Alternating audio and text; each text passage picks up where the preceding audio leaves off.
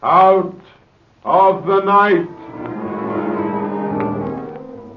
Out of the night comes the whispering voice of the night wind to tell another story of man's battle with fate.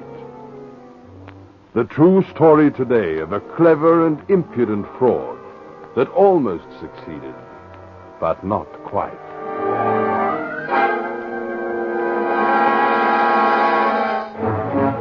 My husband is dead. You hold the proofs. That's all there is to it.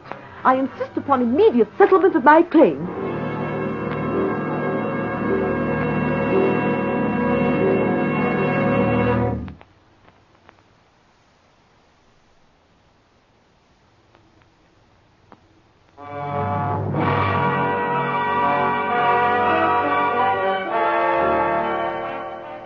Generally speaking, large-scale insurance frauds are a product of the present century. But this is the story of one that happened more than 80 years ago, and which remains today one of the most daring of them all. It began one day in 1875, when an attractive woman dressed in black presented herself to the manager of a leading Paris insurance company. Madame Dua, I believe. Yes. Won't you be seated, please? Oh, thank you. Now, what can I have the privilege of doing for you? My husband, Vital Dua, recently took out a life insurance policy with your company for 100,000 francs. I have it here. Oh, yes, I remember the gentleman well. A big man, very genial. A wine merchant of Bordeaux, if my memory is not at fault. That is so. I have come all the way from there to see you. Indeed? Why? To report his death. But surely Madame cannot be serious. Why not? Well, Monsieur Dua seems such a robust, healthy man. Our doctor who examined him passed him as a first-class risk. Ways of Providence are inscrutable, Monsieur. True. When and where did this unfortunate event occur? A fortnight ago. My husband went to London on business. Little did I know as I said goodbye that it would be the last time I would see him.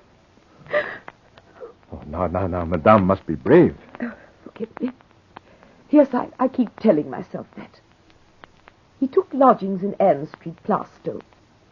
There on November 29th, he died suddenly, apparently with no warning whatever of aneurysm of the heart. Oh, here is a certificate from the physician who attended him. It is signed, as you see, in the name of Dr. Critty. Yes. Very unfortunate. Very unfortunate indeed. And here is another certificate from the Registrar of Deaths in London. And here is a receipt for the purchase of a plot and for burial fees at St. Patrick's Cemetery. Thank you. Your thoroughness will no doubt save us a great deal of time. May I take charge of these papers? Oh, yes, of course. Will I have to wait long for my money? Oh, no more than a few days. There are just one or two little matters, formalities, you understand. I'd suggest you return a week from today. And allow me to say, Madame, how deeply grieved I am to learn of your sad loss.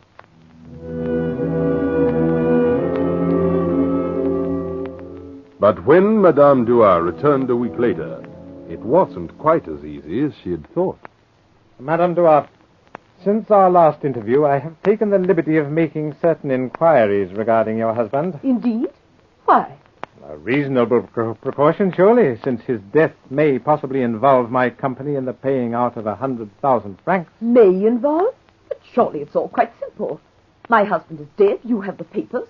What other question arises? Madam, 2 months ago, your husband filed a petition of bankruptcy. That is so, but I don't see... Among his creditors in Bordeaux, there is a general feeling that it was a bankruptcy of convenience rather than necessity. Are you insinuating? I insinuate nothing, Madame. I merely state that these suspicions became so strong that the police were induced to issue a warrant for your husband's arrest. That is the real reason why he went to London. Even if it was, I do not see that it has anything to do with you. Perhaps not. Nevertheless... My husband is dead. You hold the proofs. That's all there is to it. I insist upon immediate settlement of my claim. It shall be settled when we have completed our inquiries, madam, not the day before. I am entitled to the money, and if I don't get it, I warn you, I shall seek legal assistance. That is your privilege, of course. Good day, madam.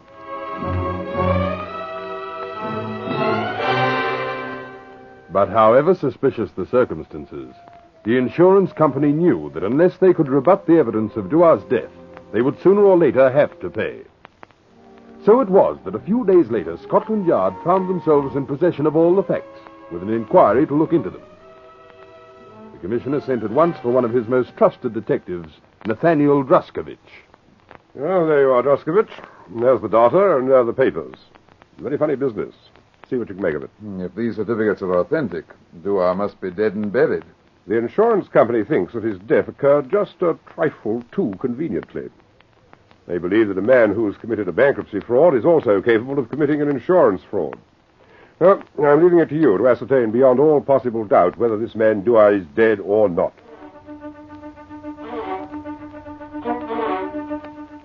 Druskovich's inquiries took him first to the house in Ann Street, Plaistow, where Duar was supposed to have died. There he had an interview with the landlord. Yes, sir. There was a foreign gentleman took the place a few weeks ago. Called himself Bernardi. Was he a big, jovial, prosperous-looking man, aged about 45? Why, yes, sir. That description fits him perfectly, sir. Did he have any references? No, sir. He gave me no references. He did better than that. Paid me a month's rent down, and that was good enough for me. Said he wanted a place where he could look after a sick friend. Did you see anything of this friend? No. You see, Mr. Bernardi had only been here a couple of days when his friend died. Something wrong with his heart, I believe. Most unfortunate. Very sudden indeed. There was a funeral, I suppose? Oh, yes, quite a grand one. He buried his friend in St. Patrick's Cemetery. And then? Well, that's all I can tell you, sir. You see, Mr. Bernardi packed his things the same night, and he went off, and I haven't seen him since.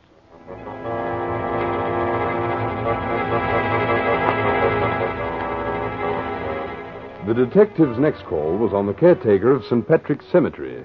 Vito Duar? Oh, yes, sir. I remember the burial quite well. Such an unusual name, you see. The arrangements were made by a foreigner, a Mr. Bernardi, I believe. That's so. A very pleasant gentleman indeed. He presented the death certificate, paid the fees, and generally took charge of the whole affair. Were there many mourners at the burial? Only one, sir. Mr. Bernardi himself. Do you happen to remember who the undertaker was? Yes, sir. It was old Sam Brown of Plaistow. Been in the business nigh on 40 years, he has. Good. I'll call on him at once.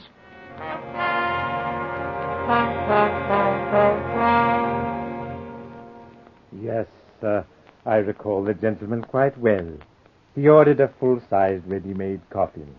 I remember particularly because he insisted that the handles should be altered from the sides to the ends of the coffin, as is the custom in France. And can you give me a description of the person who was buried in this coffin? To tell you the truth, I can't, sir. But surely you must have seen the body. No, I didn't. On Mr. Bernardi's instructions, I delivered the coffin to Ann Street. He said it wasn't necessary for me to do anything more, as he would put the body in the coffin and screw it up. That's a very unusual procedure, isn't it? Are you trying to tell me my business? Maybe it was unusual, but let me tell you, I know my legal rights, and I acted within them. There was no obligation whatever on me to put the body in the coffin. Mr. Bernardi presented a certificate of death properly signed by the registrar, and that was good enough for me. Well, it's not good enough for me. Well, what do you mean, sir? I mean that I'm going to get an authority for an order for exhumation.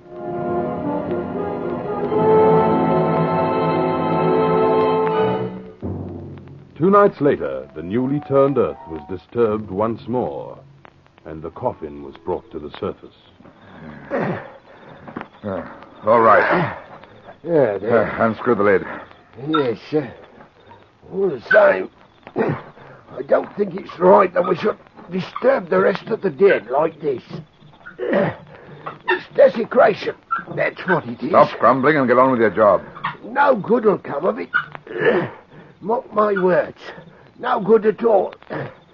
Well, there you are, sir. And I hope you're satisfied. Well, bless me soul. Desecrating the dead, eh? Well, there's nothing there but a few odd bits of metal to make up the weight. What a surprise. Not to me, it isn't.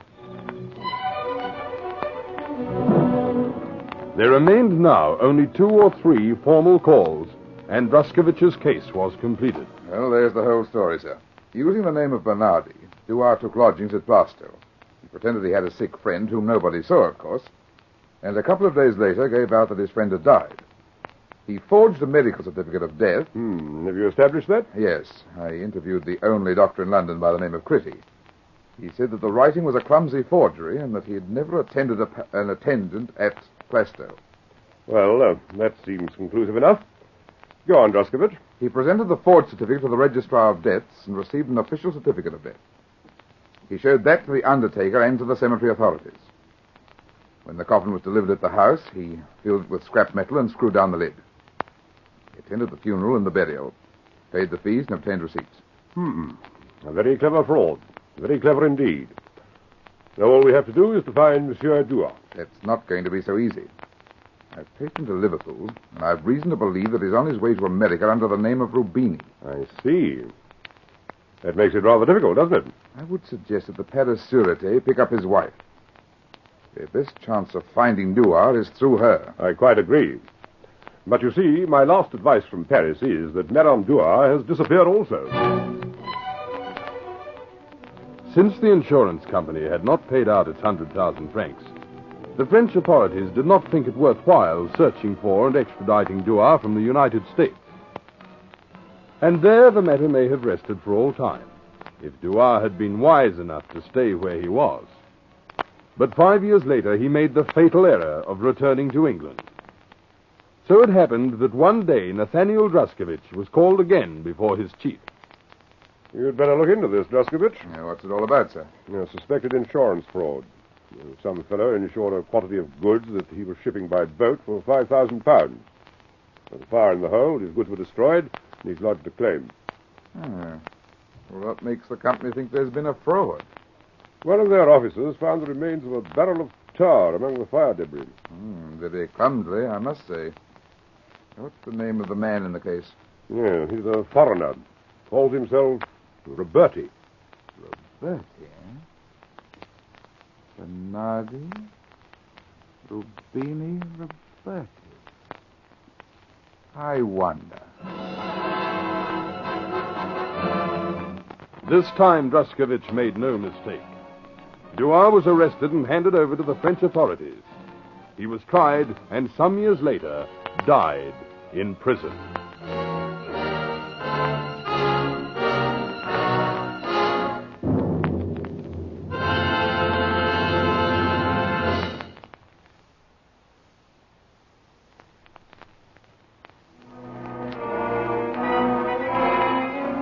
Out of the night comes the whispering voice of the night wind, bringing you stories taken from the highway of life.